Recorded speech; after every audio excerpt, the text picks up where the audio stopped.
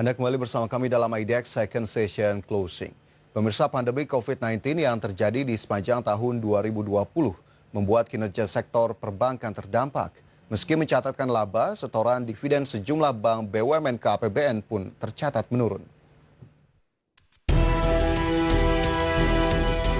Pandemi COVID-19 yang terjadi hampir di seluruh negara di dunia termasuk Indonesia berimbas pada sejumlah sektor usaha. Salah satu sektor yang cukup terdampak yakni sektor perbankan termasuk bank-bank badan usaha milik negara.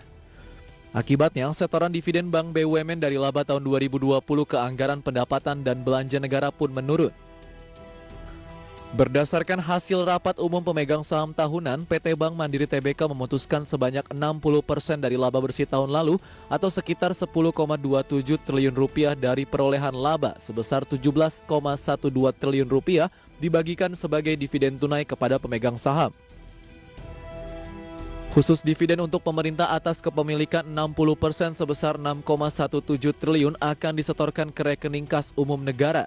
Angka ini turun dibandingkan setoran tahun sebelumnya yang mencapai 9,89 triliun rupiah. Adapun sisanya sebesar 40% dari laba bersih atau 6,85 triliun rupiah ditetapkan sebagai laba ditahan.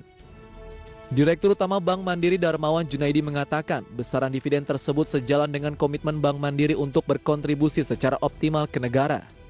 Sementara itu, PT Bank Tabungan Negara Tbk tidak membagikan dividen ke pemegang saham atas kinerja perusahaan sepanjang tahun 2020.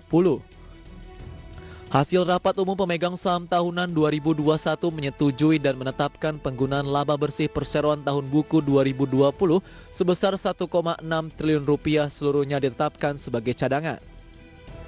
Seperti diketahui, pada tahun buku 2020 emiten berkode saham BBTN ini mencetak kinerja laba yang cukup signifikan.